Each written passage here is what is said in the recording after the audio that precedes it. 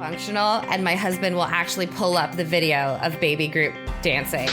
Yes! Check out at the beginning. Fun. Welcome to A Book and a Dream with Megan O'Russell, an author's adventure in writing, reading, and being an epic fangirl. Hello, and welcome to episode 11 of A Book and a Dream. I'm super excited today because we have our first ever guest for the podcast. Today, we're going to be chatting with Leah Stuhler, who is the host of the YA Book Chat podcast, has some excellent experience in theater, a huge love of young adult books, and has written a children's book of her own. Let's hop right in.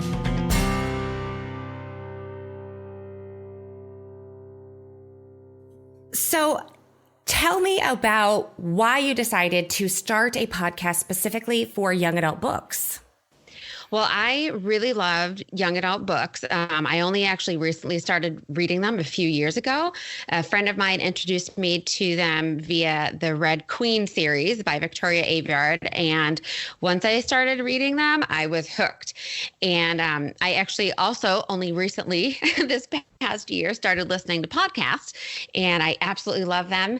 And so I kind of thought, well, it would just be really fun to kind of combine the two and do a podcast of my own. I was like, it's totally feasible. And I love reading young adult books, and I love talking about them and talking about them with other people. So I thought it would be a really fun opportunity to start a podcast about it. So you do something really cool on your show where you discuss spoiler-free for a while. I am hugely against spoilers. As a reader and as an author, you know, these creators put so much time into forming this narrative with like twists and turns and surprises. And you do a really excellent job of keeping the beginning of your episode spoiler free so that people who aren't familiar with the book or the series can enjoy. But then you dive full on into all the details and the nitty gritty of the books. So how do you make sure, especially when you have guests on the show, that you protect your readers from those spoilers? Well, one way that I do that is I make sure to talk with my guests beforehand and let them know what the format is so that they are aware that we will have a time at the beginning where we're not going to have any spoilers. So, and all of my guests have been completely on board with that and have not had any problems with it, which is really good. And then, you know, when I do is when I'm reading the books or rereading them and taking notes on them, I make myself just some kind of general notes about general topics in the book, not anything like super specific. And usually I'll talk about those points first before we dive into specifics. And I'll try and give maybe if it's a series, I'll maybe give a little bit of a recap of the end of the book before to kind of help. And then just kind of a very broad general overview of the book that I'm about to review. And I just, you know, just do my best to make sure that I don't let anything slip. I did actually have one episode that I recorded where I did let something slip by accident. But I went back and edited it out.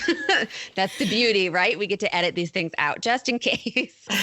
That is perfect. How do you decide which books are worthy of devoting an entire podcast episode to? Because that's a lot of time, not just to do the research, but to get the guests on board and the actual recording and editing and formatting and everything for your podcast. So how do you decide which books are worthy of that commitment for you?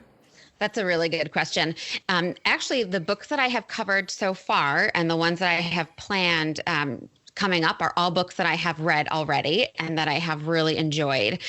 So I figured that, you know, just starting out with the podcast, I wanted to be doing material that I was familiar with to make it better so that I was more knowledgeable about the books right away. And I figured that would help my guests and my readers as well.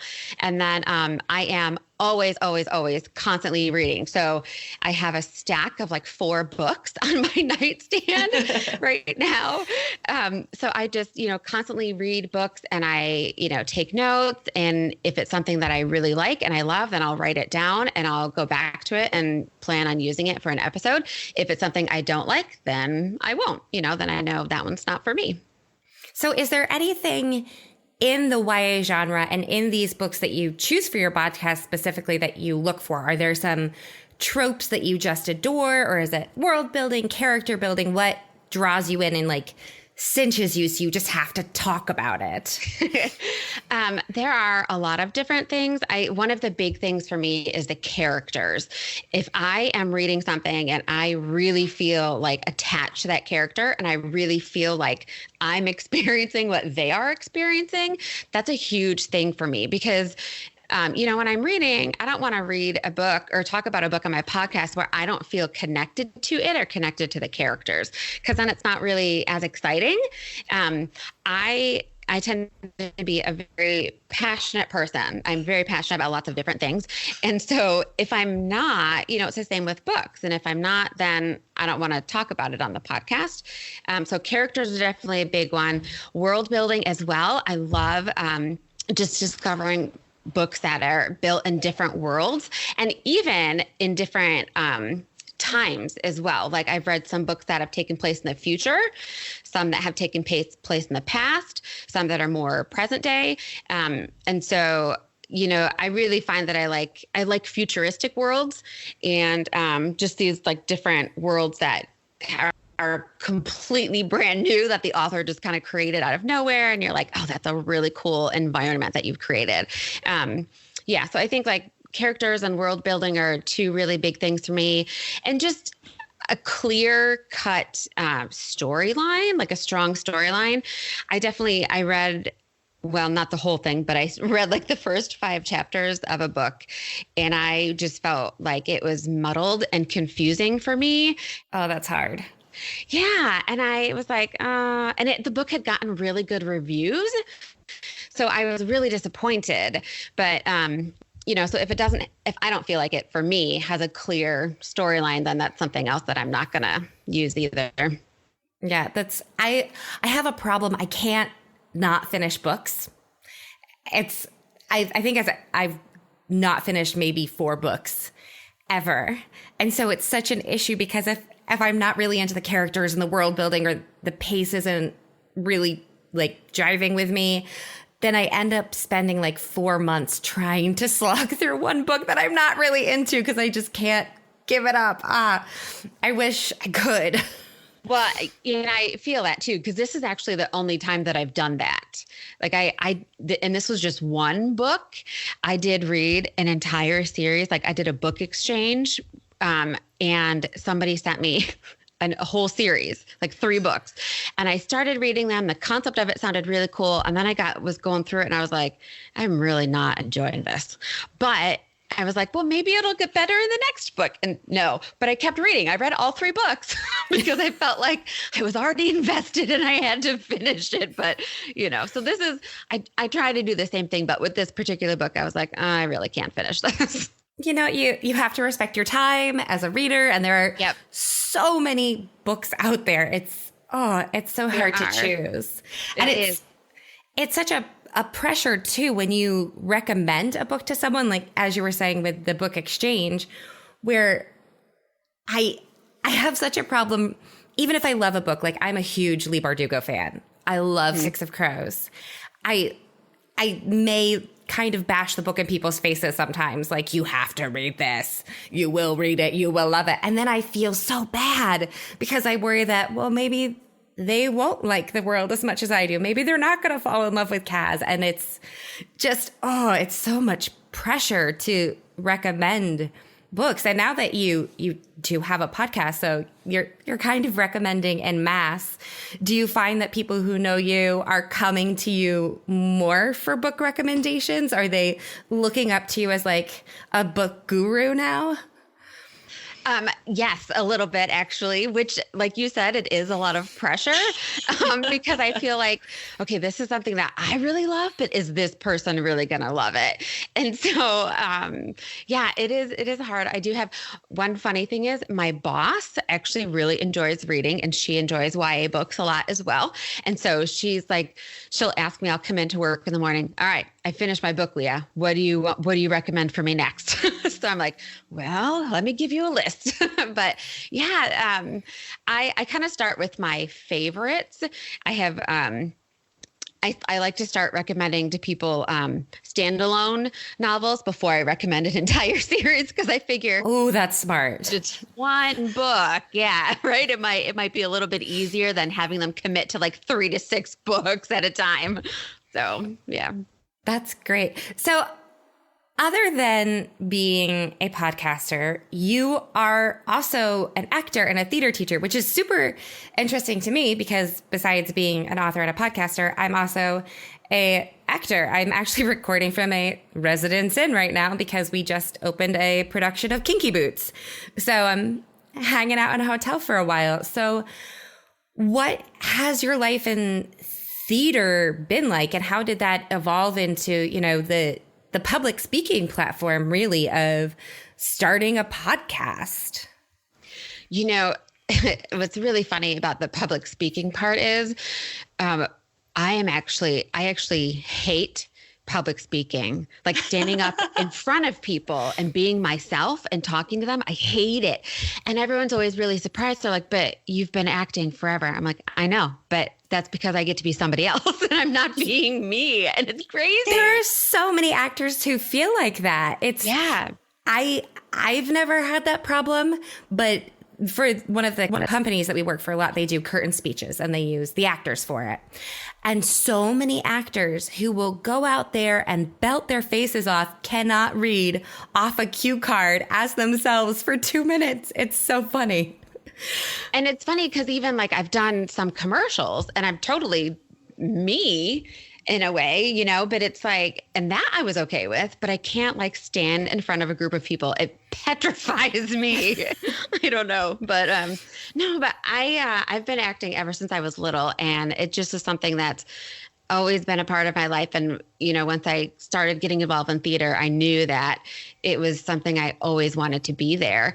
And I just absolutely love it. And, I was an actor in Chicago for 11 years. Now we moved down south, and I haven't been doing as much acting, but I have been teaching and directing, and I'm really enjoying that. And so that's a lot of fun, and it's a good way to continue it. And with podcasting, I think it's just, I don't know, like it's fun because I feel like almost in a way I'm talking about theater, because reading a book, it's like its own kind of theater in a way. So I'm me, but nobody can see me except for my guest, if we're doing a video chat. So I'm good with that, but but it's fun. It's kind of like it's a good mixture, I think. That's awesome. No, I'm going to put you on the spot here. So don't worry. If you don't have an answer, I can edit this out of the episode. But I have a tendency to share with my podcast people, those weird little stage stories that end up coming up of like, weird things happening. Do you have a fun little stage story you could share? Lights blacking out, costumes falling to the wind, anything like that? Okay. How about a really bad audition story? Oh, I love a bad audition story. I love it. Okay, so I had an audition scheduled for a classical play.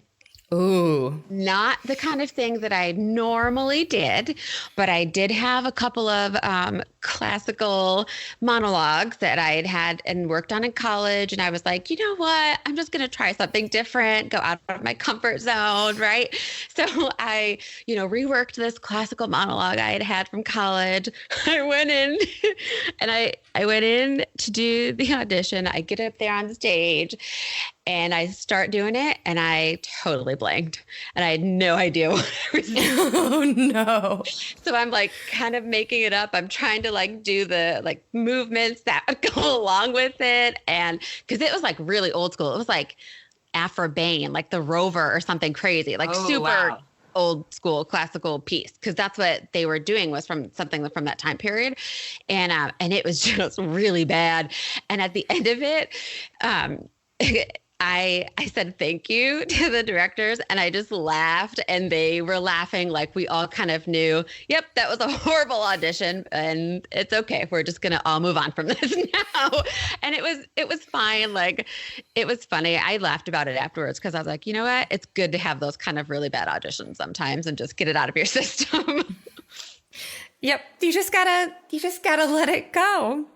Yeah, they're not all going to be good. So It happens. And that, that's sort of the beauty of live theater. We can rehearse a show or a monologue or whatever it is for years. And sometimes it just doesn't work out. yep, you never know what's going to happen in a live production. No. I was in a production of Miss Saigon. Oh my gosh. And we all had these like matching hats that we had to wear for one of the scenes. And we all had our own spot backstage, of course, right? And there's like no time in between from one scene to the next when we need the hat. You come off, we need a really quick change. I had to grab my hat. I could not find my hat. Somebody took my hat. And I was livid and I'm freaking out backstage because I'm like, I have to go on. We're all going on. If I don't have a hat, I'm just going to look horrible because everybody wears the same hat in this scene. So I was like running around like frantic trying to find one. And then I finally found somebody else's. So I just grabbed that. I was like, well, somebody took mine. I'm going to take somebody else's. Done. And went out on stage because that's what you have to do. I was doing, I did the national tour of Fiddler on the Roof like 5 or 6 years ago. And because they were packing we had 3 house-like units. So they had a door you were supposed to come through. And when they shipped them, they would tie the doors closed. So we got to one of the tailor shop scenes and none of us had realized that they had not untied the door. Oh no. And every single actor that came on stage would try to open the door, stare at it, try again, walk around. And it was like 7 actors in a row as they came into this scene. We're just trying this door. And I was not in the scene and I could see it from the other side, but no one would look at me when I was like, don't open the door, just go around. No one. So I just stood in this scene in the wings and watched it happen. And it was such a moment of beauty. I'm telling you that's what makes live theater so much fun because it's an adventure every single night. Even though the show, like the lines are the same, it's different every night. The energy is different and stuff like that happens. And you just have to roll with it because you don't have any other choice. You don't get to yell cut and start over from the beginning. You just have to go with it. Whatever happens, happens. So, Just hope for the best. And if no ambulances are called, you're winning. It's great. You're doing a great job. I remember another one. I was in a show. I did Proof. And it was just me and my scene partner in the scene. And we were doing this the whole thing's really intense, but we were doing one super intense scene. And I remember us looking at each other. We skipped, like I checked my script later, we skipped a good 1.5 pages of dialogue. And it was funny because we looked at each other and like, as we're saying these lines and we knew that we were both lost and neither of us knew where we were. So somehow we got to a spot where we knew where to go from there. And then afterwards we were both like, I think we skipped like a whole page of dialogue and we totally did. But what are you going to do? Just keep trucking along. So you clearly love storytelling on stage. You're now passing the love of it onto the next generation. You clearly love books. So you created a book. You wrote a book called The Cupcake Bullies, which writing a book is such a perfect like blending of different forms of storytelling because you get to be the director and the choreographer and the actor all at once. So what brought you to write the Cupcake Bullies, sorry, plural. And what was that experience like for you? Well, the Cupcake Bullies it's a story that I wrote because my son has life-threatening food allergies. And so, I wrote it for him and for all the other children out there who are like him and who have life-threatening food allergies. He, had experienced multiple cases where kids at school would make comments to him and he would get made fun of because of them. And like every time we go to one of his friends' birthday parties, I never know where the parents are getting the cake from. And so I always bring our own cupcake along with us. I'll make cupcakes at home and then just bring his own. And, we've had a couple people say something about it. And so I decided that I wanted to write a story about it because, unfortunately, food allergies don't get as much, they're not taken as seriously as they should be. They're made fun of a lot. Actually, last weekend's Saturday Night Live, there was a sketch where they made fun of food allergies. And so it's just really frustrating. So I wanted to raise awareness for food allergies, and I wanted to have something that my son and other kids like him could read and say, hey, that's just like me. And, you know, I'm not alone. I'm not the only one. So it's funny because since it's a children's picture book, I was able to sit down and I just sat down one day and just started writing and just kind of plopped it out. And then, of course, I did go back to it. I revamped it. I don't even know how many times. But I have a friend who's also a writer and an author and a blogger, and I had her look it over for me. I went through it over with her quite a bit. And so it was a good process, couple years. And then because I submitted it to some publishers for about 2 years and didn't hear anything back, which is normal, you know, it's how it goes. But, you know, after my son came home one day after being made fun of at school and he was telling me about it and he was really upset, I just decided I don't want to keep trying it this route. I just want to do it myself and get it out there. So I decided to self-publish it, which again is a whole other thing because, you know, it's not as easy as people might think because I had to put everything together. I had to go out and find an illustrator, you know, and pay the illustrator and, you know, find somebody who I thought would do a good job of illustrating my words and getting the message out that I wanted. So that was that. And then it all has to be formatted and put together. And fortunately, Amazon is amazing. And they have the most fantastic self-publishing website. And it's so awesome. So I used that and self-published it through there. So, yeah. So how did you go through the process of choosing what illustrator you wanted? Did you just look through samples? Did you meet with them in person? I've self-published many books, but I have never even thought of what it would be like to give that much responsibility to another person to do the illustrations. That's a lot to hand over. It is. It really is. And actually looking back at it, like I like what he did, but I would probably, I'm not, I look at it and sometimes I'm like, maybe I should have picked somebody else. But I mean, you're always second guessing stuff, you know, but he did do a really good job. But I kind of put a feeler out on Facebook. I do know some people who do illustrations and stuff, but there were some people who wanted to charge an exuberant amount of money that I could definitely not pay.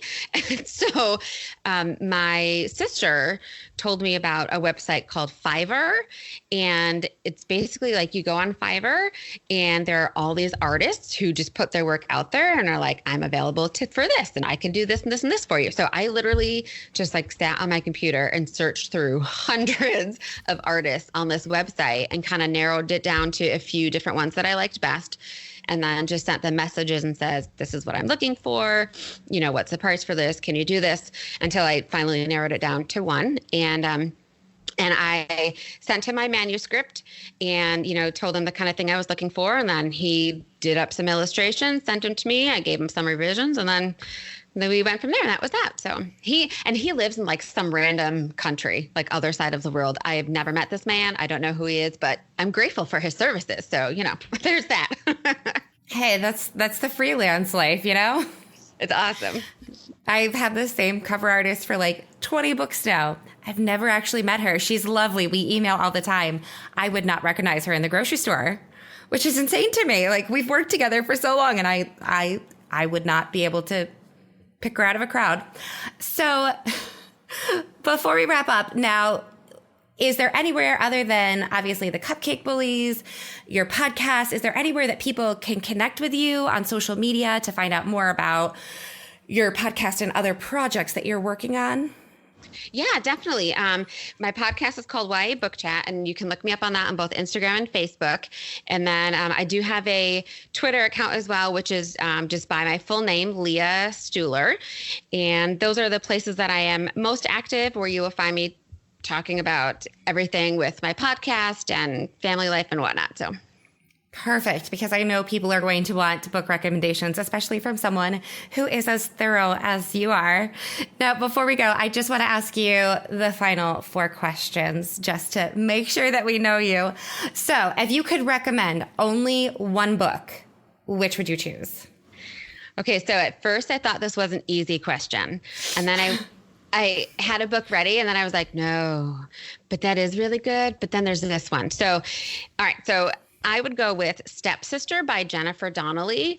I just finished reading it recently and it is so amazing. Like she takes the story of one of Cinderella's stepsisters and turns it into this whole thing. And what I love is that she starts it with the original version of Cinderella, not the Disney fairy tale fun thing that we know, but she uses a very original version where the stepsister cuts off her toes to fit into the glass slipper when the prince comes to their house. It's crazy. So she uses that and then just goes on to tell the story of the one stepsister and how she wants to change her fate. And it's a beautiful story. And aside from just that, she drops these like little pearls of wisdom in it all throughout the book. Like she has these like little one-liners that you're like, oh my gosh, that is so brilliant. Why didn't I think about that before in that way? And it's like, she's not just telling a story. It's like she's speaking to the reader and telling you this. I was like, this woman is speaking to my soul right now. So it's a fabulous book. I highly recommend it. I'm going to have to check it out. That sounds amazing. Okay, so what song can you count on to pump you up and lift your spirits? What's your happy mix? My happy mix is the soundtrack from the second Guardians of the Galaxy movie. I Need Anything, I Need to Feel Better. That is what is going on. It is like number 1 on my iTunes list. Not gonna lie, there have been some days when I'm like non-functional and my husband will actually pull up the video of Baby Groot dancing to Ooga Chaka at the beginning. Fun. And I just keep rewinding it to the beginning and watch the Baby Groot. And as soon as the music goes off, I just go back to the beginning again. I just watch that part on repeat. Yeah. I have 2 boys who are 6 and 9, and they love Avengers, but I can't because of all the language in the Guardians movies. I haven't let them watch them, but I have let them watch that opening scene of the second movie while they're trying to kill the alien and Groot's dancing around because it's hilarious. And that song is fantastic and they love it. I love it. That's amazing. I'm sure someday when they're old enough to watch it, they're going to fall in love. It's such a good movie. Okay, so what do you want the tagline of your life to be? Oh, man. This is such a tricky question. And this is going to sound so stupid when I say it. And also because you're going to just think that I stole it from a Journey song. But I don't know. The thing that popped into my head was Don't Stop Believing. And while that might sound silly and cliche, I say that because, for me, there's been just a lot of ups and downs in my life with career and just all different things, and feeling like, I'm almost 40 and just definitely hitting that spot where I'm like, what am I doing with my life? And just all these different like dreams and things that I wanted to accomplish. And I've just, writing and publishing a book and just being able to have all these creative outlets and different things. And I just feel like I've definitely had days where I've needed pushes and motivations and, my husband and my best friend at my back telling me, don't give up, don't stop. You can still do this. You can still achieve this and get this done. So keep believing and keep doing it. So that's amazing. And, songs like Don't Stop Believing are famous because they say something wise. So, it's not a bad thing if, your tagline is a Journey song because it's popular for a reason. Yep. So, final question. What is the most inspiring thing anyone has ever said to you? Okay, so this is really funny because when you sent me this question, I was actually in the middle of listening to a podcast about Mr. Rogers. And so at the time, all I could think of was all these inspiring things that Mr. Rogers said all the time. But really, though, it's just that just to be myself and keep pursuing the things that I love and not to do a job just because I feel like I have to, but to do something that I am going to love and that I will enjoy, because I've definitely been in, jobs where I felt like I'm just stuck here. I'm just doing this for a paycheck, and it's been miserable. Wherein it's like, I really want to pursue something else, but that one maybe doesn't pay a lot. Hello, actor life. But, but it really is a good piece of valuable, advice, when somebody says, do what you love, because that's going to make you happy. So even if you're not making a ton of money, you will figure it out. You will figure out how to get those bills paid if you're doing what you love, because you're going to be so much happier that way. That is very wise advice, especially for, the actor and author community, where it can feel so easy to be like, I'm going to go do an easy job, but then, you're miserable in your easy job. I don't know. It's rough. So I'll dance around in 6-inch heels for a living instead. It's fine. That's fun. That's fun. It is. And it's super fun. So thank you so much for coming on and chatting with us today. It has been a pleasure having you on A Book and a Dream. Thank you for having me. It's been fun. Thank you so much for joining us for today's episode of A Book and a Dream. Don't forget to check out the show notes below so you can see the links to YA Book Chat and, of course, Leah's book. Also, in other exciting news, When Worlds Begin is now available for pre-order. Now, When Worlds Begin is a 4-book box set that includes Ember and Stone, Girl of Glass, The Tethering, and The Girl Without Magic. Now, all 4 of those books are series starters in their series. So if you've been wondering what book to check out, or you've been looking to recommend one of my books to one of your friends, When Worlds Begin is the perfect opportunity to do this. Now, if you've already read one or all of those books, still follow the link below, because there is some awesome new cover art, and I just want everyone to see it because my cover artist is awesome. So follow the link below. Don't forget to check out Leah's podcast, and I'll see you next time.